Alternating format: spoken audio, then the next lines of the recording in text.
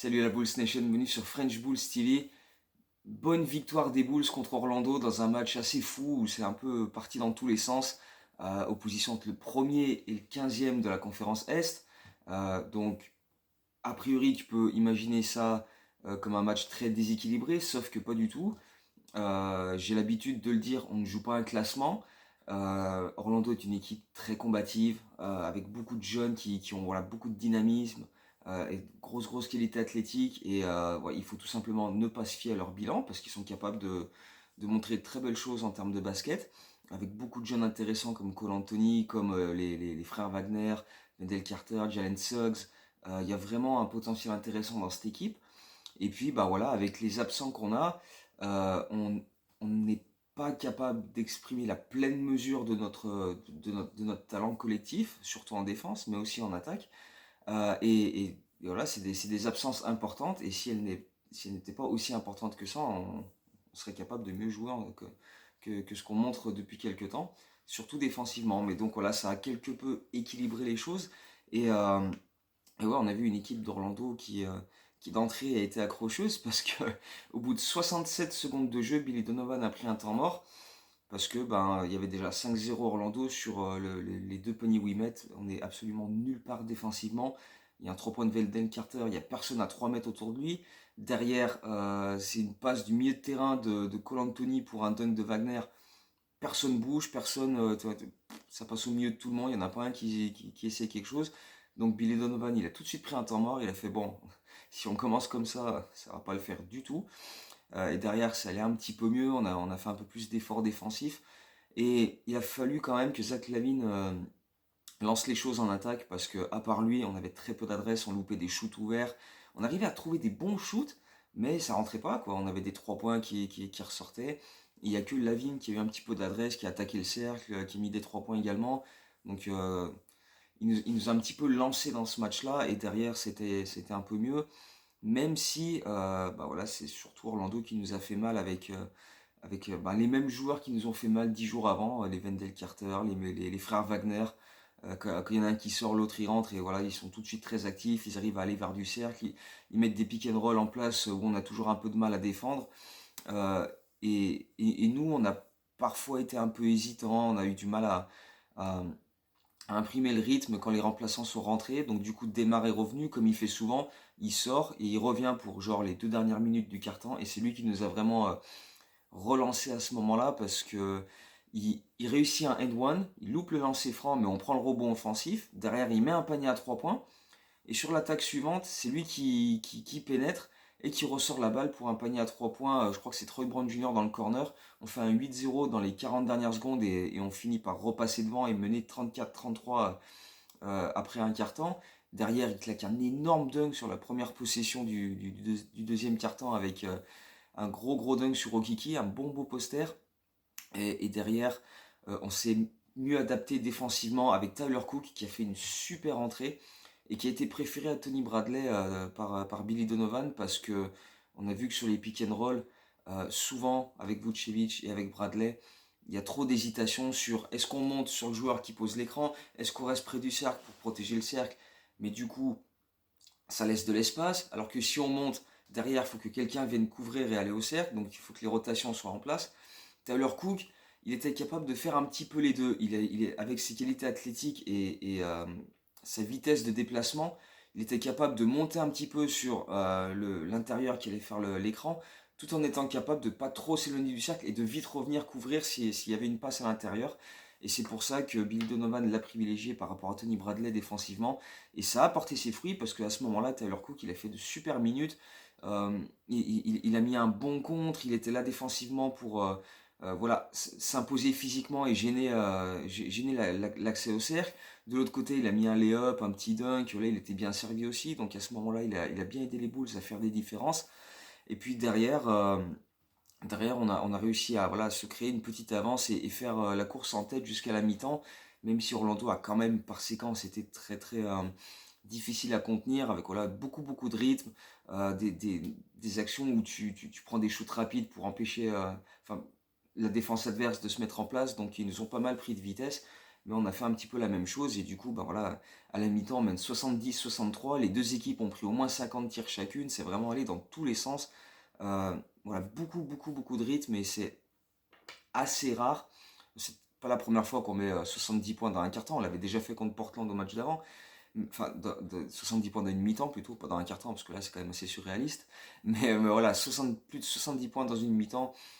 Mais voilà, les deux équipes vraiment ont joué à fond, à fond, à fond. Et à part au début du troisième quart-temps où il y a eu un petit peu de lancer franc, beaucoup de fautes, et les Bulls se sont assez vite retrouvés dans le bonus parce qu'ils ont fait beaucoup de fautes, et Orlando a eu des lancers.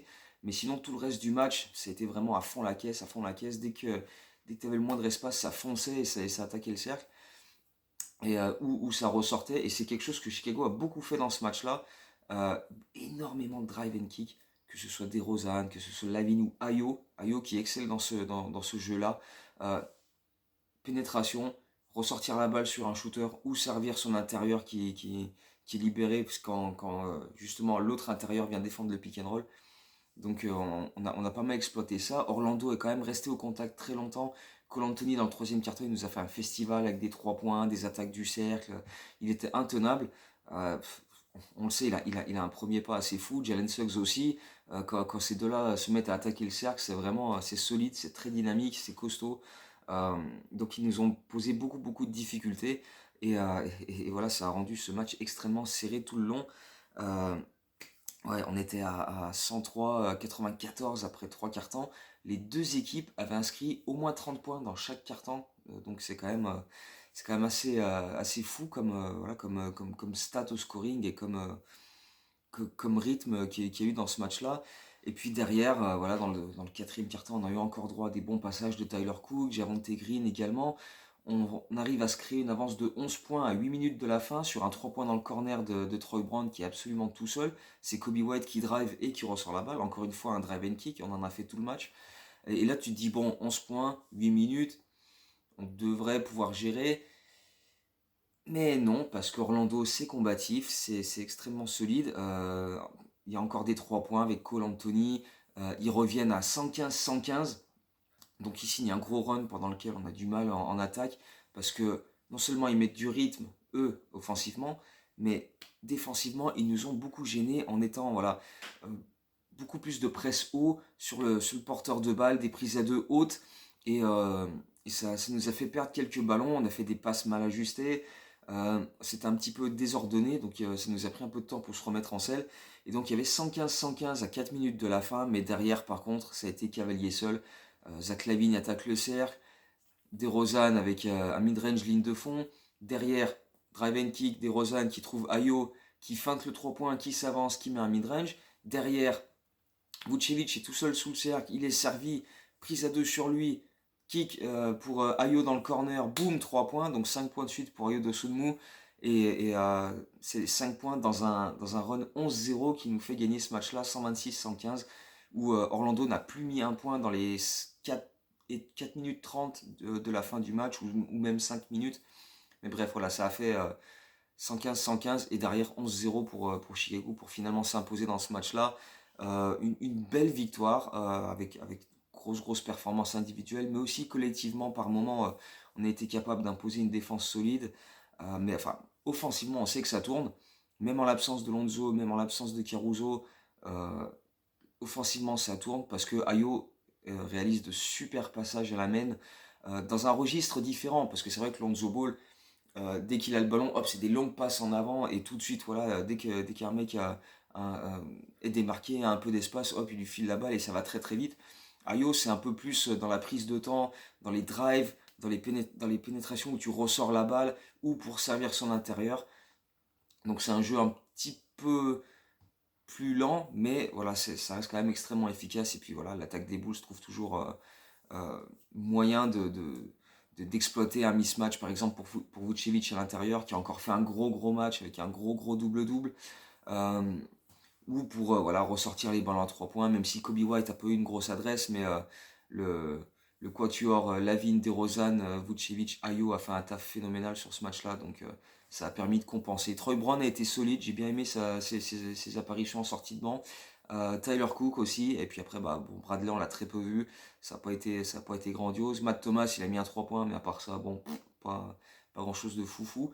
Donc voilà, c'était quand même globalement un match très plaisant et c'était important de le gagner pour se maintenir à la première place de l'Est et signer notre 32e victoire en 50 matchs. Donc malgré les absents, on continue de performer un petit peu. Et oui, j'en entends qui disent oui, c'est parce qu'on n'affronte pas des grosses équipes en ce moment. Ouais, on a quand même perdu contre les Spurs qui sont même pas dans le play-in. On a perdu contre cette même équipe d'Orlando aussi. Oklahoma, on gagne, mais ric-rac parce que bah, on avait 28 points d'avance et au final on gagne d'un point. Euh, ouais, ok, on n'affronte pas des cadors en ce moment, mais c'est pas pour ça qu'on gagne facilement. Il n'y a pas de match facile en NBA.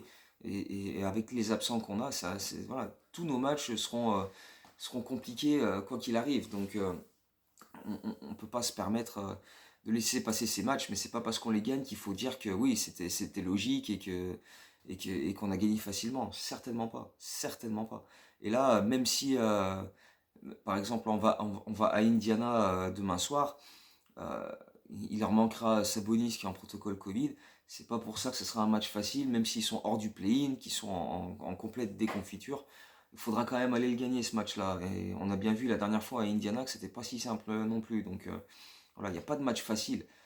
Sur le papier, ouais, avant le match. Mais une fois sur le parquet, il faut faire les efforts. Et ça a été un petit peu plus compliqué dernièrement, même s'il y a quand même des passages qui laissent à penser qu'il y a de l'amélioration par-ci par-là et qu'on peut quand même tenir notre rang sur quelques matchs en espérant bah, voilà, le tenir le plus longtemps possible parce qu'il faudra quand même tenir encore 2 mois sans Ball, Caruso et Derrick Jones Jr. Donc bon. Euh, Ayo qui donc a sorti un super match, donc comme je l'ai dit, super passage à la main. Là, ça fait 10 matchs de suite qu'il est titulaire depuis l'absence de Lonzo Ball. Il a signé 65 passes décisives pour 18 balles perdues, donc les moyennes sont faciles à faire hein, sur 10 matchs. Euh, c'est quand même du très très bonne chose, mais au-delà des stats, voilà, c'est cette capacité à vraiment faire des plays justes, donner de super passes à ses intérieurs ou ressortir la balle. Voilà, sa vision du jeu est vraiment excellente. Et puis même, il est capable de scorer avec une super efficacité. Sur ces 10 matchs-là, il a plus de 55% au shoot, plus de 47% à 3 points. Il provoque de bons lancers. Donc en ce moment, Ayo Dosunmu, c'est au top. Et c'est aussi pour ça, pas seulement sur ces 10 matchs, mais sur l'ensemble de son début de saison et de carrière, qu'il a été récompensé en étant appelé pour le Rising Star, sachant qu'il n'y a que 12 rookies qui sont appelés. Quand tu pick 38, t'étais pas forcément prévu pour ça, mais voilà, il a tellement déjoué les pronostics depuis le début de saison que voilà, il s'est imposé, c'est devenu un élément majeur de cette équipe des Bulls. Et voilà, cette récompense pour le Rising Star est extrêmement méritée pour lui. Donc voilà, pourvu que ça dure pour Ayo, parce qu'il régale en ce moment, et c'est vraiment top. On peut espérer ce soir avoir aussi Zach LaVine, qui sera annoncé dans les remplaçants pour le All-Star Game. Franchement, à part un cataclysme, je vois pas comment il serait pas désigné dans les remplaçants pour le All-Star Game et pour accompagner Demar DeRozan le 20 février à Cleveland. Franchement, ce serait incroyable qu'il y soit pas. Mais bref, on verra bien l'annonce de ce soir. Je me fais quand même pas trop de doutes. Ce soir, il y a quand même plus important. Il y a Toronto, à Toronto, dans une salle vide, parce qu'il y a encore des restrictions au Canada et voilà, il y a salle vide. Il ne peut pas y avoir de public dans les matchs au Canada. Donc ça va faire un petit peu bizarre. Il faudra s'y faire, s'y habituer. Enfin, pas vraiment s'y habituer, parce que c'est juste un match, mais il faudra voilà, faire avec cet élément un petit peu nouveau et Toronto, voilà, malgré leur classement, ils sont sur une dynamique intéressante en ce moment. Ils ont récupéré Fred VanVleet qui n'avait pas joué quand on les a joués la semaine dernière. Gary Trent est en très très grande forme aussi, Pascal Siakam. Donc là, pareil, gros match. Pas sûr de le gagner facilement, hein. Il n'y a pas de match facile, comme je disais. Donc je m'attends absolument pas à ce que ce soit une promenade de santé pour nous. Toronto va nous bousculer. Physiquement, ils ont toujours été capables d'un petit peu emmerder Vucevic à l'intérieur. Donc il avait bien réagi au dernier match face à eux. Euh, parce que voilà, leur secteur intérieur est quand même un petit peu court. Euh, voilà, il faut reproduire ce genre de performance en étant solide défensivement. Mais là, c'est pareil. Toronto, c'est comme OKC la semaine dernière. On avait une bonne avance et puis on l'a laissé filer.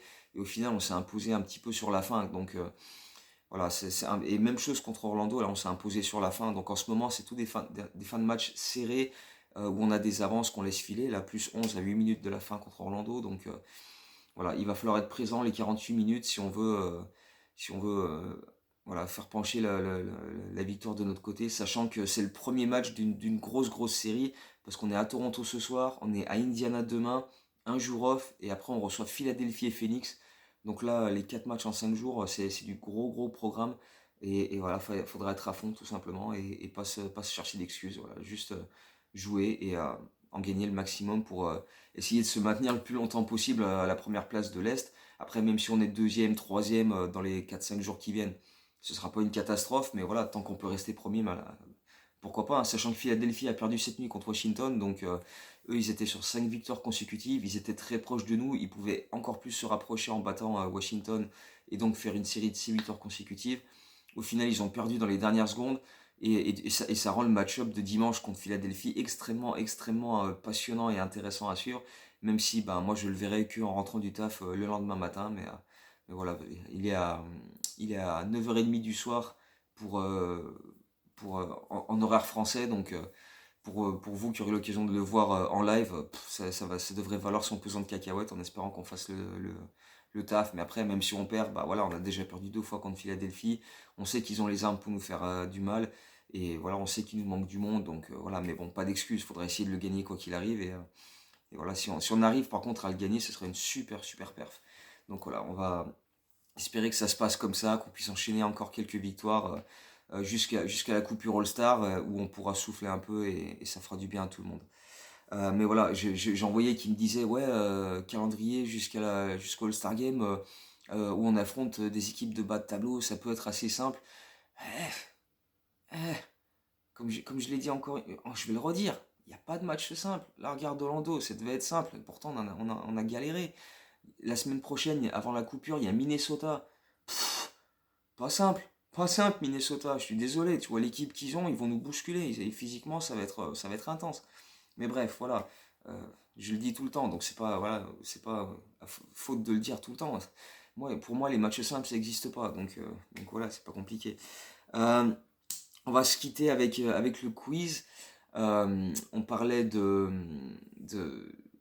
lors du dernier quiz de qui était ce seul joueur dans l'histoire des Bulls à avoir été élu MVP du Rising Star, justement. Enfin, à l'époque, ça s'appelait le Rookie Challenge, il me semble. Ça a changé de nom tout le temps, c'est un peu chiant à suivre. Mais bref, c'était Elton Brand pour son année rookie, il me semble, qui avait pris 20 rebonds, qui avait été monstrueux, qui avait été élu MVP de ce match-là. Alors, j'ai plus toutes les stats en tête, je crois qu'il avait fait quelque chose comme 16 points ou 18 points avec 20 rebonds. Il avait mis un poster dunk qui est énorme aussi. Enfin bref, il avait fait le show sur ce match-là et il avait été élu MVP de ce match-là, et c'est le seul dans l'histoire des Bulls. Donc peut-être qu'Ayo Move va être capable de, d'être le deuxième Bulls à réaliser ça, sachant que maintenant il sera dans ce match-là. Mais bref, maintenant le quiz pour cette fois-ci, je vais vous donner la liste des clubs dans lesquels a joué un joueur. Il faut retrouver ce joueur. Donc attention, grosse liste. Drafté par les Bulls et donc joué aux Bulls pendant plusieurs années. Minnesota, Arese en Italie, près de Milan, petit village sympa, près de Milan, pas dégueulasse. Miami, les Grand Rapids Hoops en CBA, une ligue qui n'existe plus. Les Sioux Falls Skyforce en CBA, là aussi, qui n'existe plus. Boston, Dallas, Antalya en Turquie, Sioux Falls Skyforce encore en CBA, et Atenas de Cordoba en Argentine. Pas mal comme périple, hein. T'as fait les USA, t'as fait l'Europe, t'as fait l'Amérique du Sud. Pas dégueulasse comme parcours, même si sur la fin c'était un peu voilà, des contrats pour voilà, essayer de faire un peu de maille. Mais voilà, qui a fait ce parcours en débutant par les Chicago Bulls. Donc voilà, bonne chance pour trouver celui-ci. Et puis bah voilà, d'ici, je pense que je devrais faire une vidéo après ce back-to-back Toronto-Indiana. Et puis on verra bien ce que ces 2 matchs nous ont apporté, en espérant 2 victoires. Sur le papier, hein, voilà, ceux qui pensent qu'il y a des matchs faciles, oui, on devrait gagner ces 2 matchs, mais ça va être quand même plus compliqué que ça. Donc voilà, en espérant se retrouver, je pense que ouais, je pourrais faire une vidéo dimanche pour parler de ce back-to-back. On verra bien ce que ça a donné. Mais d'ici là, ben voilà, portez-vous bien et on se retrouve très très bientôt. Ciao, go Bulls.